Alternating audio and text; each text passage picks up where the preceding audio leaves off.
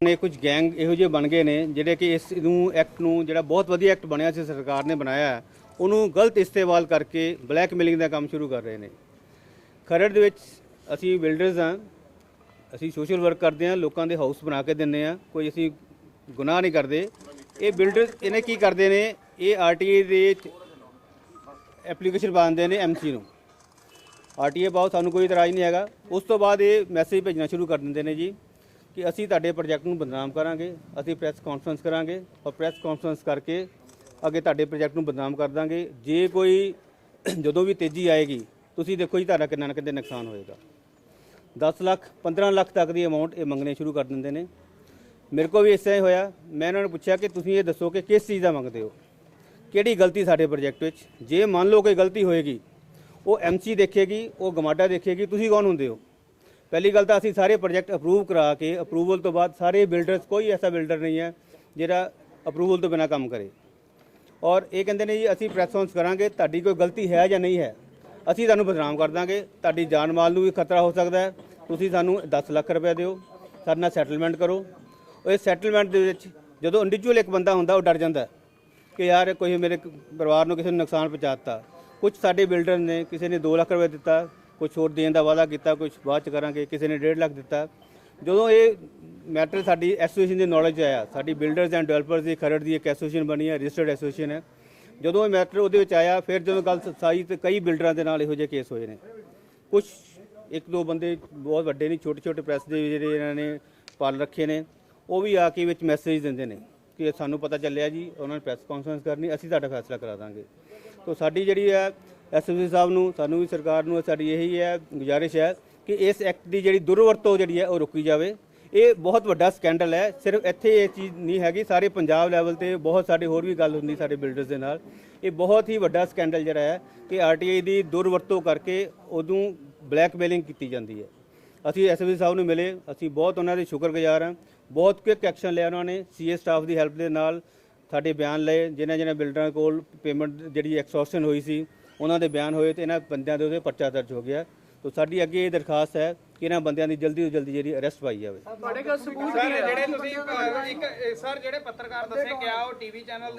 नहीं वो देखो पत्रकार वड्डे पत्रकार नहीं, छोटे छोटे जिस तरह होंगे ना तुरे फिरते पत्रकार कह सकते उन्होंने प्रिंट वो दूजा है जी इंटरनेट के उपर जिस तरह वो पाते हैं कुछ वैब से नाम नहीं है जी। एक सरदार जी ने, मैं नाम नहीं जानता, वो मेरे को आए थे ਤੇ ਉਹ ਮੈਨੂੰ ਕਹਿੰਦੇ ਮੈਂ ਤੁਹਾਡਾ ਫੈਸਲਾ ਕਰਾ ਦਿੰਦਾ। ਮੈਂ ਜੀ ਉਹਦੇ ਵਿੱਚ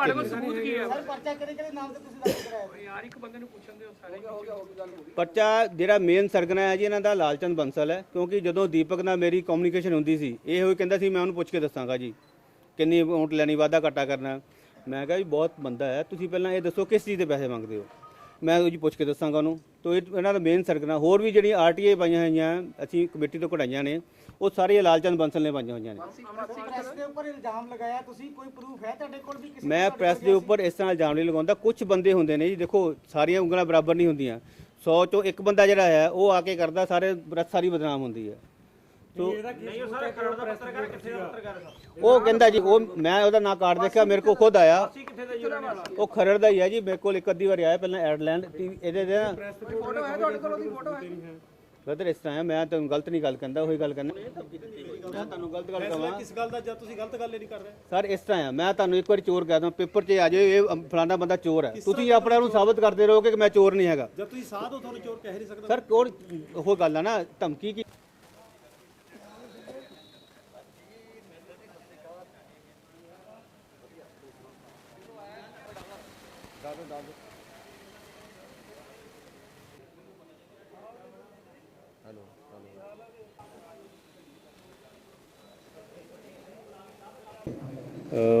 मैं सारे जो हमारे पुलिस स्टेशन हैं जो कि एक कटिंग एज फंक्शनल लेवल होता है हमारा, जो कि लोगों की सेवा के लिए डायरेक्ट जिनका कांटेक्ट होता है, तो मैंने ये सोचा कि भी मैं पुलिस स्टेशन जाऊं और वहाँ जाके देखूं कि भी किस चीज़ की कमी है।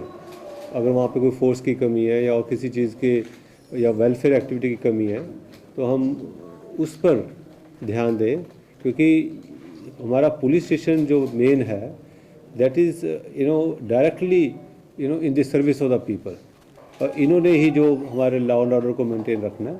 तो मेरा ये मकसद था कि भी मैं अब यहाँ से शुरू करूँ। सर पंजाब के थाने ਦੇ ਵਿੱਚ ਪੁਲਿਸ ਨੌਕਰੀ ਦੀ ਬਹੁਤ ਘਾਟ ਹੈ, ਉਹਦੇ ਬਾਰੇ ਤੁਸੀਂ ਕੀ ਕਹੋਗੇ?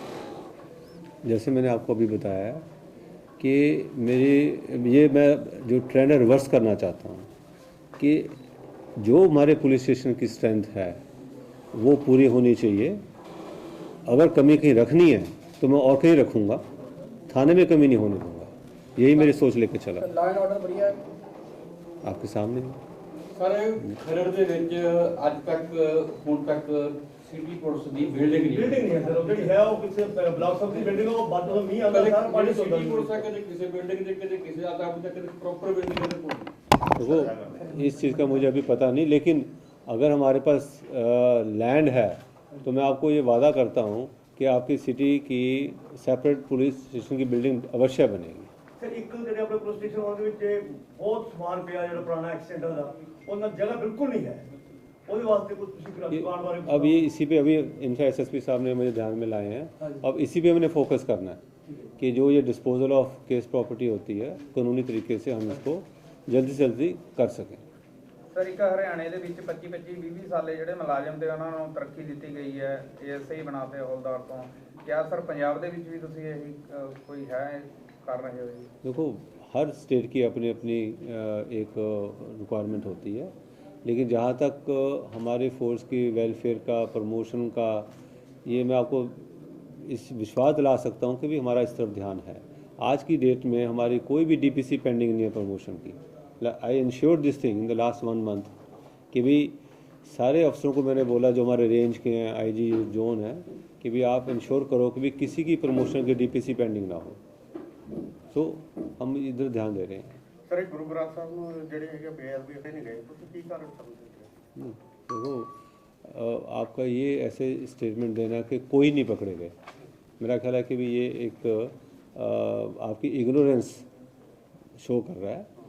कई केसेस हैं जहाँ पे हमारे केस डिटेक्ट हो गए हैं और कई केसेस हैं जिनमें नहीं मिले हैं, और उनमें हमारे जो वहाँ की जो पुलिस है वो तफ्तीश कर रही है, और मुझे विश्वास है कि हम जल्दी हर केस को हल कर सकेंगे। सर सेंटर ने आईएएस के खिलाफ एडवाइजरी की है कि हो सकता है दे कैन स्ट्राइक। पंजाब में भी ऐसे चांस है? Do you feel something? No, I think no. I will not give any comments on such things. Let us not get into this. Any chance of revival of terrorism? हमारा scandal के सामने आया हाँ जी? ये जो scandal FIR भी लगी है सिटी पुलिस बिल्डर्स ने जो आज इकट्ठे हुए हैं बाहर, ठीक है, उसके बारे में आप क्या कहना चाहेंगे?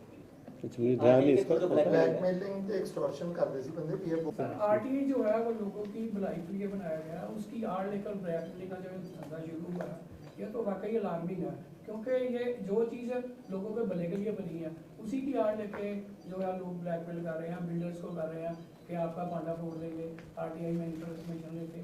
तो अभी तक कोई आरोपी पकड़ा नहीं गया है। 5 आरोपियों के नाम है पुलिस के पास, एफआईआर दर्ज हो चुकी है। उसके बाद देखिए, ये तो पक्का है कि भी अगर एफआईआर दर्ज हो चुकी है तो आरोपी तो पकड़े जाएंगे ही, इसमें तो कुछ शक वाला गुंजाइश नहीं है। जहाँ तक आप ये कहते हो कि भी इसको अच्छे पर्पज़ के लिए बनाया गया था और इसको गलत इस्तेमाल, हर सिस्टम में हर चीज़ के लिए जब भी अच्छी चीज़ बनती है तो कोई ना कोई उसको दुरुस्तेमाल तो करने वाला भी आ जाता है।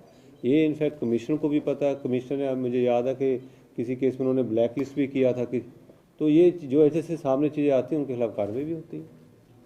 पिछले दिनों जो पंजाब में हालात हुए हैं, स्पेशली गुरु ग्रंथ साहब की बेअदबी के बाद, उसके बाद एक सेक्शन ऑफ द सोसाइटी में बड़ा डर और सहम का माहौल है कि कहीं पुराने दिन वापस ना आए। उसके बारे में आप क्या कहेंगे? I think we will like to avoid this thing. No comments, please. Yeah, there are certain issues of matter of investigations. So it is better that we don't ask and we don't comment on those things. Thank you.